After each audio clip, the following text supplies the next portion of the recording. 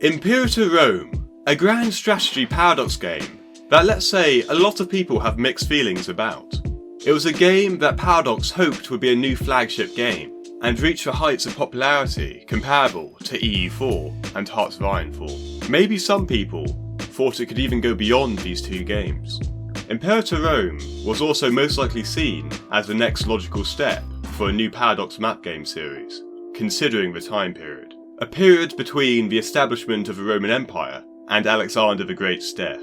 Certainly, the turbulent times with a large amount of conflict would make the gameplay more interesting. Given all the expectations and hope, why then did Paradox stop the development of Imperator Rome in 2021? Effectively chucking it in the ocean and sending the developers elsewhere after 3 years of developing it.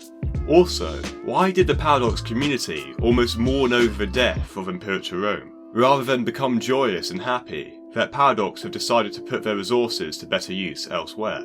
Should Imperator Rome have really been put to bed? Or was there the potential to make Imperator Rome a far more popular and successful game in the future? Perhaps Paradox may progress with the Imperator Rome series in the future, which we will also discuss in this video. Also, I do a lot of these sorts of Paradox game analysis videos, so why not consider subscribing if you like this sort of content? It really helps us out.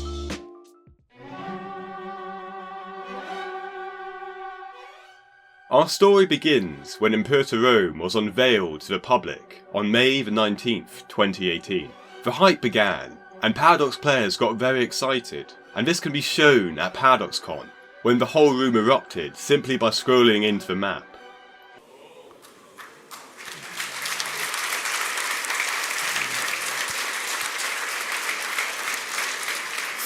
The game was hyped, maybe a little too hyped at the beginning, and maybe we all needed to calm down a bit and set ourselves more realistic expectations.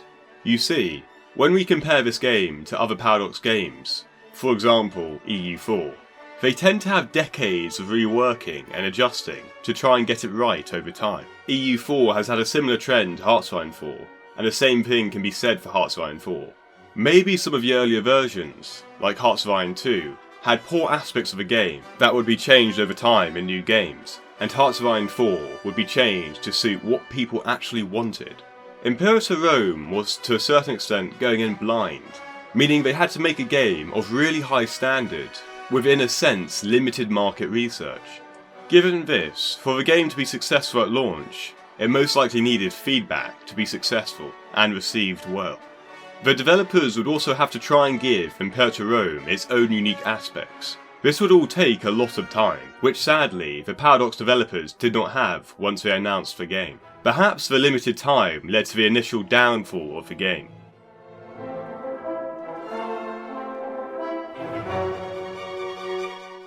The 25th of April 2019, Imperator Rome was released. Paradox players flooded to Steam to get their hands on this highly anticipated game.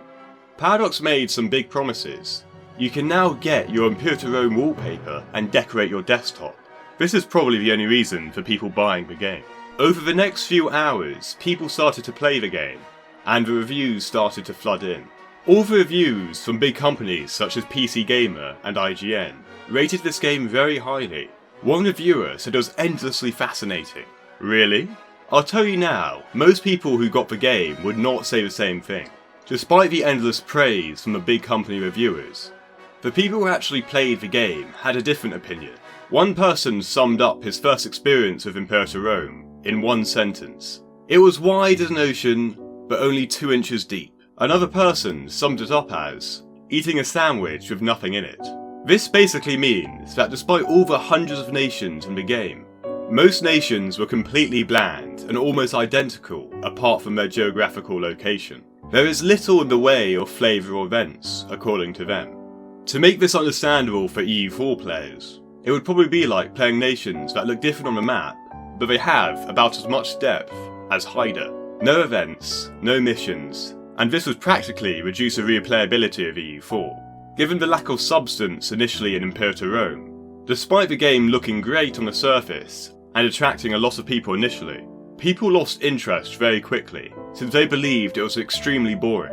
This negative backlash of the game left a negative perception of Imperator Rome that would sadly last in the long term. Why would Paradox players play this game when there are far more developed Paradox games that are far more enjoyable? Even though Crusader Kings 2 was missing features in 2012, Imperator Rome was released in 2019 and needs to compete in the market that exists now with far higher expectations.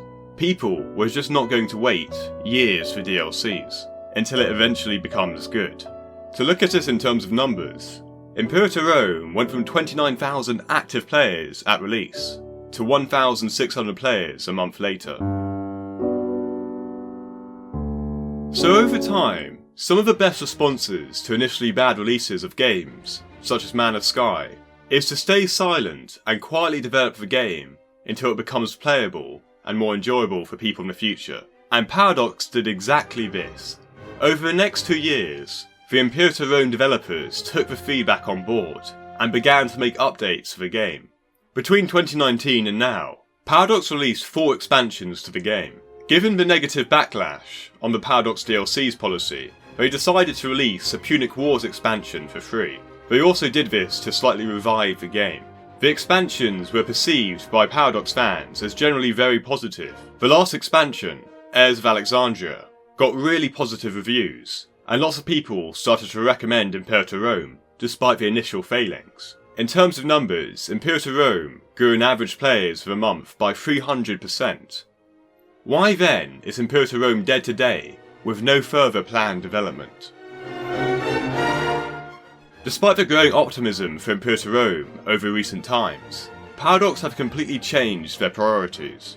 Earlier this year, they took all the developers off Imperator Rome and reassigned them to other Paradox games, despite the recent successes. The community would have celebrated this 2 years ago at the release of the game, when it was unplayable, but the mood has now changed, and a lot of people feel quite sad about it, and rightfully so. The reasons for stopping the game were, however, quite obvious when you look into it. Firstly, Paradox have recently changed its strategy to focus on successful game series, rather than trying to build a new one. The risk of a game flopping would be far less likely on something like Europa Universalis 5 than Imperator Rome 2. Secondly, the number of people playing this game is also far less than almost any other Paradox game. Even Victoria 2, which hasn't seen an update for donkey's years, and has far more active players than Imperator Rome.